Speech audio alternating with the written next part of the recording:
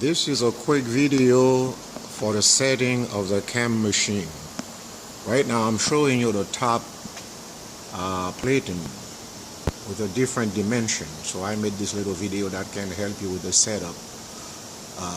This distance we have right here, that distance, I'm using 5.5 inches, but I make it 6 inches using a 3/4 inch plate. This plate 3/4 inch, and then this plate is a 3/4 inch plate, and then this is gonna be, that's your tooling. So this bar is your tooling. So once you have this set up, you should be fine, because I use clamp, but you can just bolt it down on the main frame, but you can use clamp if you want to, if you're going to do a changeover.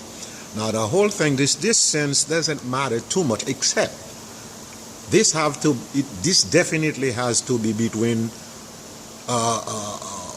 6 or greater, because what you're going to do, you're going to use those threaded rods to control your stroke, because the threaded rod that's the key to control how far this thing wants to travel. The reason we pick 6 inches, we don't want to get any smaller than that, because if you take something smaller than less than 6 inches, you're gonna end up having a problem with the gear, because the gear can go so far down.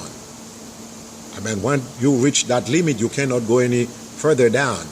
So that's the reason you want to increase the distance on those things here, those bars.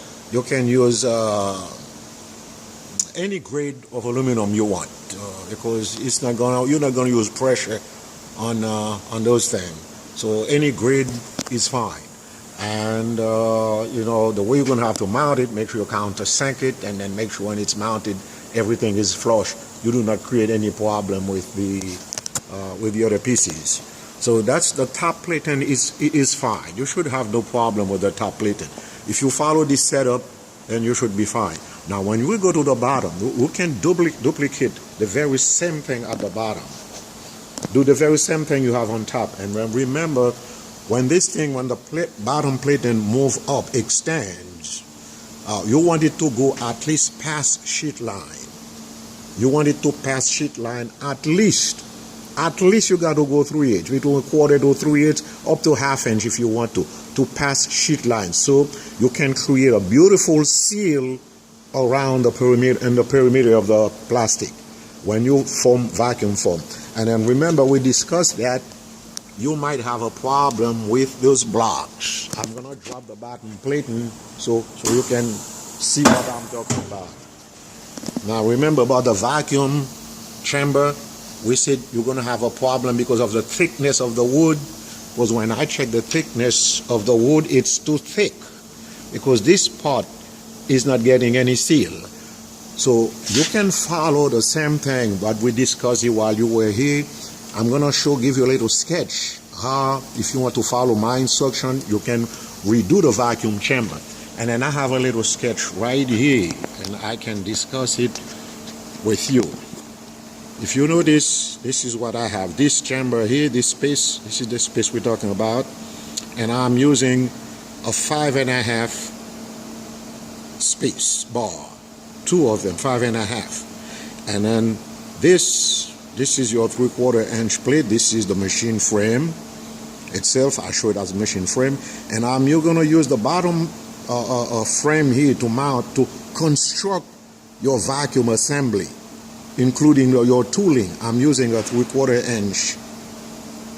inch plate, and then this is going to be 5.5, and then this is the top plate, a top plate you're going to use to construct that, and this one will be your vacuum chamber. I'm using a 1/2 inch, using a vacuum chamber with a cutout in the middle. You're going to have a little cutout. The way we discussed it, you cut it out like square according to the size of your mold, your tooling, and then you're going to place the tooling on top. This is your tooling. You're going to place it on top. This will be your vacuum chamber. This will be the vacuum chamber, and this is going to be your tooling. Right here, for quick disconnect, we use a flange. Use a 3/4 inch a port flange. You mount it, drill a hole. You got to drill a vacuum hole or drill a hole at the main plate. This is a plate, that's what we call a plate. This is how you're going to create your vacuum. You drill the hole.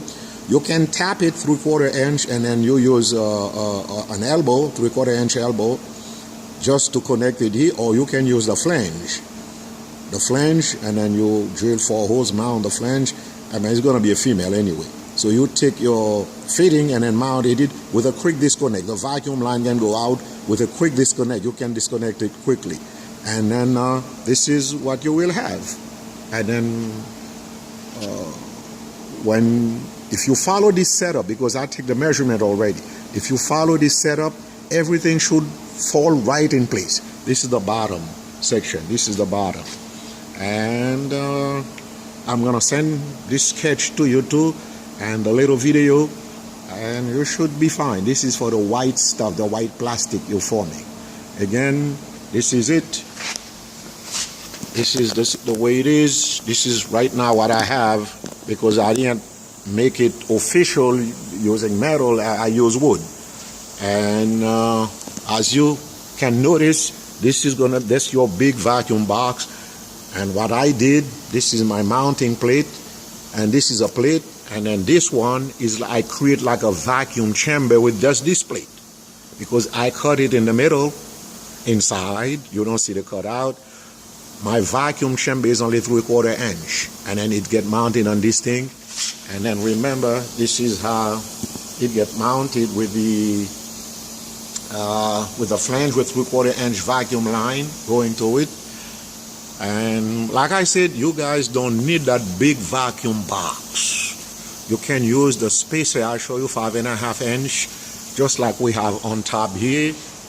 Okay, you create the same thing, and then at the bottom you create your vacuum. I'm gonna give you the sketch, and then if you follow it, everything is fine. And I put a safety around the switch so no one accidentally, this is a safety, I put a safety here, no one accidentally touch it. And we can discuss this thing, the panel, how the machine function. I can make another little video of it, because while you guys were here, we discussed it. And this is manual. That's easy stuff. Switch to auto, and then you can go on your timer to change it. Because remember, whenever you're gonna do a job, you have to go to the timer screen. Your recipe. You keep going to the recipe. If this is job 1 you want, you pick job 1, and then you save it, you transfer it, and you receive it. Now when you go to the main screen, and then you're gonna see it, that's when this one is 24, and then this is your recipe for this job. And if you're gonna change something else, you can go to the temperature, you can change it, and then this is top upper temperature, and then you can go back. Lower temperature is 500. This is what we were using.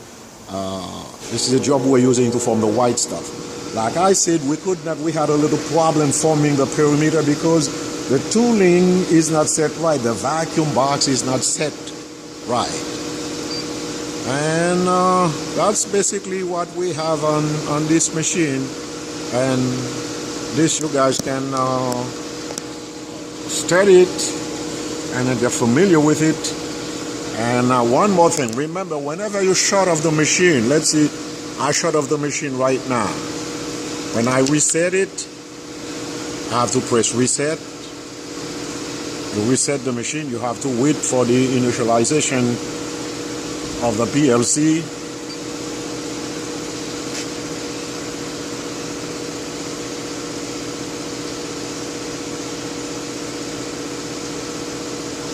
Okay, whenever you do that, I mean, you pick as English, and then you have to go to the recipe to transfer your job.